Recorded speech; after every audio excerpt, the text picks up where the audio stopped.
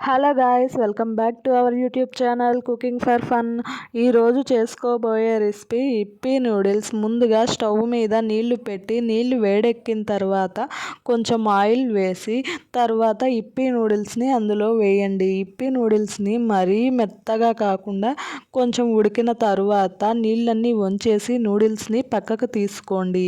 తర్వాత ప్యాన్ పెట్టి pan heat అయ్యాక 3 టేబుల్ స్పూన్ ఆయిల్ వేసి ఆయిల్లో ఆనియన్, పచ్చిమిర్చి, కొంచెం సాల్ట్ వేసి బాగా వేగనివ్వాలి.